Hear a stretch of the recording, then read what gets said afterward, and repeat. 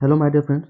तो आज हम लोग इस सेशन में करंट अफेयर्स के कुछ इंपॉर्टेंट क्वेश्चन करने वाले हैं जो कि 14 से 15 जनवरी 2025 के बीच के करंट पेपर्स हैं। और ये सारे क्वेश्चन जो हैं काफ़ी इंपॉर्टेंट हैं एग्जाम के पॉइंट ऑफ व्यू से। तो चलिए हम लोग फटाफट कंप्लीट करते हैं और लगभग जो है 20 प्लस इंपॉर्टेंट एमसीक्यू क्वेश्चंस को विथ डिस्कस हम लोग कंप्लीट करेंगे। पहला क्वेश्चन है आईएमडी के 150वें स्थापना।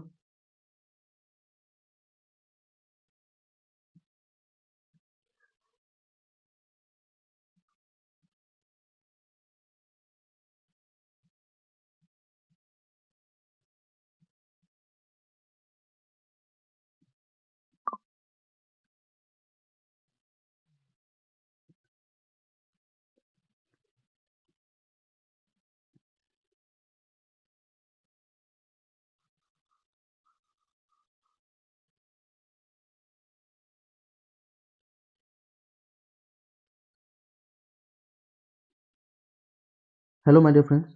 तो आज हम लोग इस सेशन में करंट अफेयर्स के कुछ इंपॉर्टेंट एमसीक्यू क्वेश्चन देखने वाले हैं जो कि जो है 14।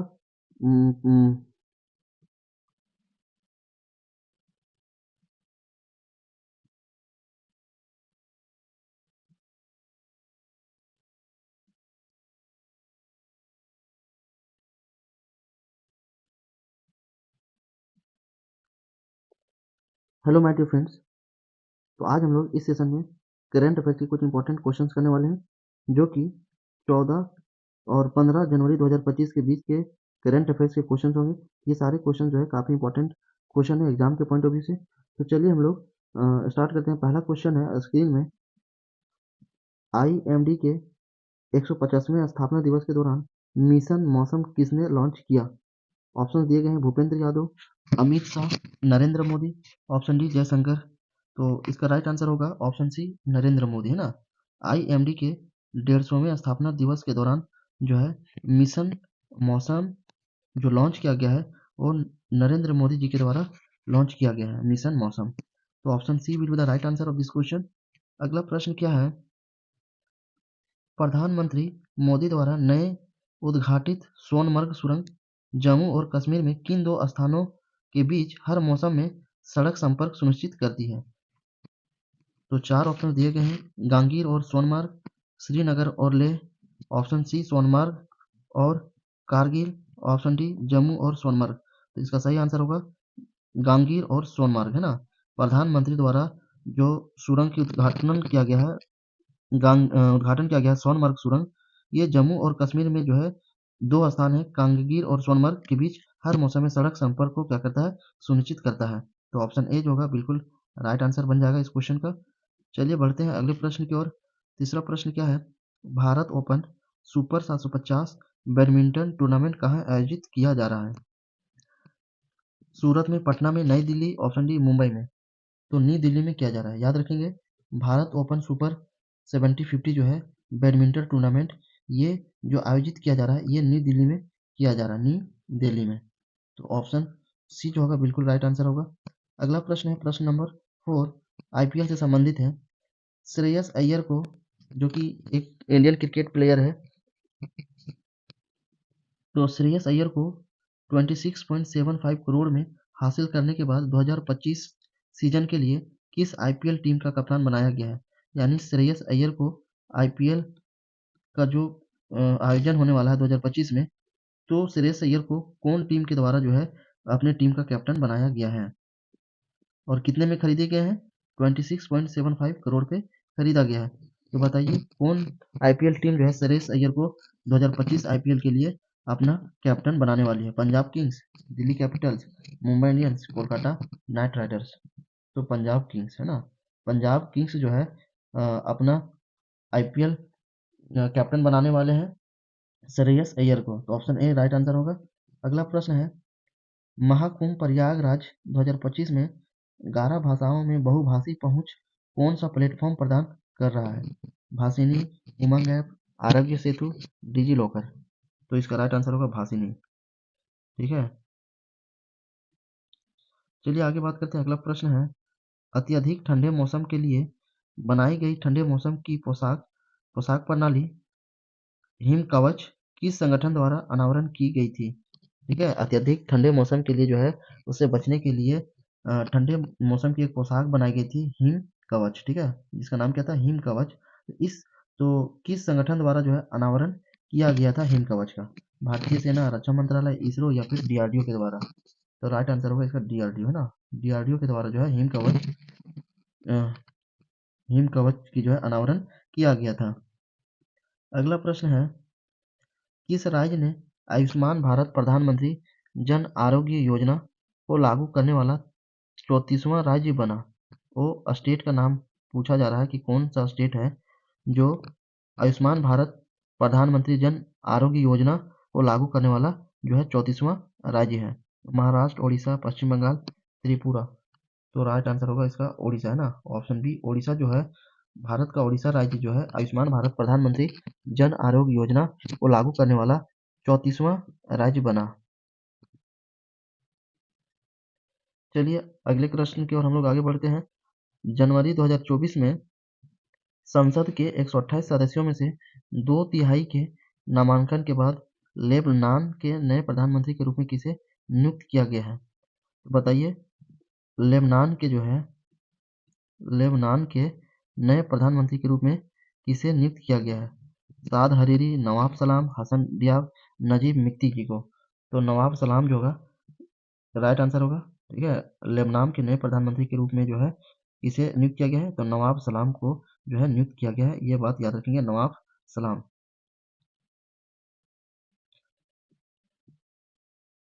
अगला प्रश्न है प्रश्न नंबर 9। पश्चिम बंगाल फिल्म पत्रकार संघ के वार्षिक पुरस्कार समारोह में सत्यजीत रे लाइफ टाइम अचीवमेंट अवार्ड से किसे सम्मानित किया गया है? सत्यजीत रे लाइफ टाइम अचीवमेंट अवार्ड जो है पश्चिम बंगाल फिल्म पत्रकार संघ के जो है वार्षिक पुरस्कार समारोह में किसे सम्मानित किया गया है? देवालाल भट्टाचार्य, शर्मिला टैगोर, अपर्णा सेन और ऋत्विक घटक? तो इसका राइट आंसर होगा अपर्णा सेन को। याद रखेंगे, अपर्णा सेन को जो है सत्यजीत रे लाइफ टाइम अचीवमेंट अवार्ड से सम्मानित किया गया है। अगला प्रश्न है, संसद शक्तियां, कार्य और विशेष अधिकार पुस्तक के लेखक कौन है? डॉक्टर देवेंद्र सिंह चौहान, न्यायमूर्ति कौल, राज्यसभा महासचिव, न्यायमूर्ति कौल? तो कौन जो है संसद शक्तियां, कार्य और विशेष अधिकार जो पुस्तक है उसके लेखक का नाम क्या है? तो डॉक्टर देवेंद्र सिंह चौहान है। याद रखेंगे, डॉक्टर देवेंद्र सिंह चौहान जी के द्वारा जो है लिखी गई पुस्तक है संसद शक्तियां, कार्य और विशेष अधिकार। इस पुस्तक के जो लेखक हैं वो है डॉक्टर देवेंद्र सिंह चौहान। अगला है, जनवरी 2025 में 2 नई बटालियनों के निर्माण के बाद केंद्रीय औद्योगिक सुरक्षा बल यानी सीआईएसएफ की अपेक्षित कुल संख्या कितनी होगी? लगभग 1 लाख, लगभग 1.5 लाख, लगभग 1.5 लाख या फिर लगभग 2.5 लाख? ऑप्शन सी जो होगा राइट आंसर होगा लगभग 2 लाख, है ना। जनवरी 2025 में 2 नई बटालियनों का निर्माण किया गया है। उसके बाद जो है सीआईएसएफ की जो अपेक्षित कुल संख्या होगी वो कितनी होगी? लगभग 2 लाख हो जाएगी। तो ऑप्शन सी वाला जो है सही है। अगला प्रश्न है, भारतीय सेना के पहले भारतीय कमांडर इन चीफ कौन थे? General F R R Bucher, general K M Cariappa, general Sam Manekshaw, general Vikram Singh? तो भारतीय सेना के जो पहले भारतीय कमांडर इन चीफ जो थे वो थे जनरल के एम करिप्पा, है ना। जनरल के एम करिप्पा जो थे भारतीय सेना के पहले भारतीय कमांडर इन चीफ थे। प्रश्न नंबर 13 क्या पूछा जा रहा है, सिंगापुर के राष्ट्रपति थरमन शानमुगरत्नम भारत की अपनी 5 दिवसीय राजकीय यात्रा के लिए नई दिल्ली कब पहुंचेंगे या कब पहुंचे? 10 जनवरी 2025, 12 जनवरी 2025, 15 जनवरी 2025, ऑप्शन डी या फिर 18 जनवरी 2025? तो इसका जो है राइट आंसर होगा 15 जनवरी 2025, ठीक है। सिंगापुर के जो राष्ट्रपति है थरमन शानमुगरत्नम, ये जो है 5 दिवसीय भारत दौरा पे हैं और ये नई दिल्ली कब पहुंचे हैं? 15 जनवरी 2025 को पहुंचे, यानी कल के दिन जो है वो पहुंचे हैं। आगे बात करते हैं, अगला प्रश्न है, जनवरी 2025 में बिग डेटा और डेटा साइंस के संबंध में भारत किससे जुड़ गया है? संयुक्त राष्ट्र सांख्यिकी आयोग या फिर आधिकारिक सांख्यिकी के लिए बिग डेटा और डेटा साइंस पर संयुक्त राष्ट्र विशेषज्ञों की समिति से जुड़ा है या फिर संयुक्त राष्ट्र डेटा इनोवेशन लैब से या फिर आपका ऑप्शन 4 है एक संयुक्त राष्ट्र सतत विकास लक्ष्य समिति से जुड़ा है। तो इसका राइट आंसर होगा आपका आधिकारिक सांख्यिकी से, है ना। इसका सही आंसर क्या होगा? ऑप्शन बी जो है जनवरी 2025 में बिग डेटा और डेटा साइंस के संबंध में जो है आधिकारिक सांख्यिकी के लिए जो है बिग डेटा और डेटा साइंस पर संयुक्त राष्ट्र विशेषज्ञों की समिति से जो है जुड़ गया है। तो option B will be the right answer. प्रश्न नंबर 15, प्रवासी भारतीय सम्मान पुरस्कार 2025 में किसे प्रदान किया गया है? डॉक्टर सैयद अनवर खुर्शीद को, doctor Ramesh Kumar, doctor Ayesha Singh, option D doctor Sunil Patel को। तो डॉक्टर सैयद अनवर खुर्शीद जो है इनको प्रवासी भारतीय सम्मान पुरस्कार 2025 में जो है सम्मानित किया गया है। याद रखेंगे, डॉक्टर सैयद अनवर खुर्शीद जी को प्रवासी भारतीय सम्मान पुरस्कार 2025 में सम्मानित किया गया है, नवाजा गया है। अगला प्रश्न है 16 जनवरी 2025 में Mazagon dock ship builders limited द्वारा भारतीय नौसेना को सौंपी गई छठी स्कॉर्पिन पनडुब्बी का नाम क्या है? भारतीय नौसेना की जो सौंपी गई छठी स्कॉर्पिन पनडुब्बी है, उस पनडुब्बी का क्या नाम है? खंडेरी, करंज, वेला, वागसीर।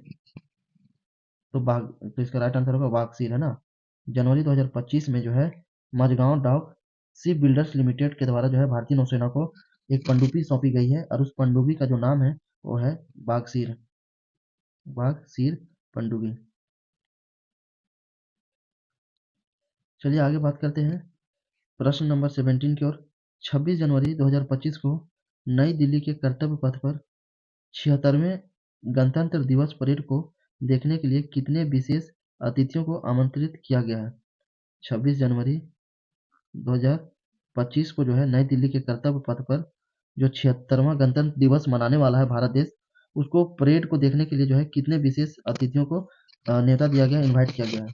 5,000, 7,500, 10,000 या फिर 12,500। तो लगभग जो है 10,000 विशेष अतिथियों को आमंत्रित किया गया है 26 जनवरी 2025 के लिए, ताकि जो है गणतंत्र दिवस के मौके पे जो परेड किया जाता है उसको देख सके। तो इसको देखने के लिए जो है लगभग 10,000 विशेष अतिथियों को दावत दिया गया है, बुलाया गया है। अगला है 18वां प्रवासी भारतीय दिवस 8 से 10 जनवरी 2025 तक कहाँ आयोजित किया गया था?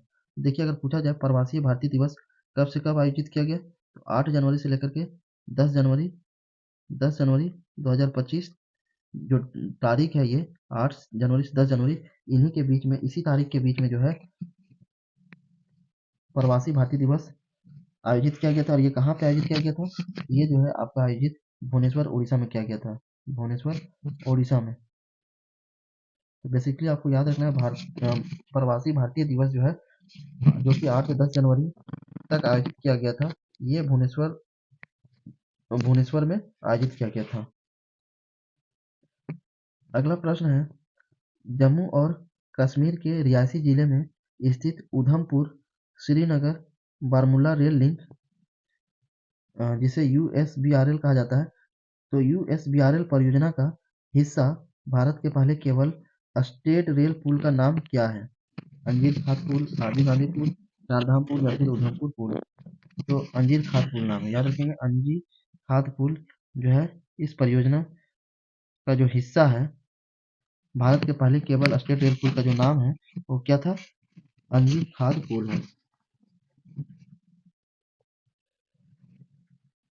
इस तरीके से जो है हम लोगों ने लगभग 20 क्वेश्चंस को देखा। तो फिर हम लोग जो है कल नेक्स्ट अपडेट जो करंट अफेयर्स के क्वेश्चन होंगे तो हम लोग करेंगे। Thanks for watching. चैनल को सब्सक्राइब करेंगे, वीडियो को ज़्यादा से ज़्यादा शेयर करेंगे अपने दोस्तों में।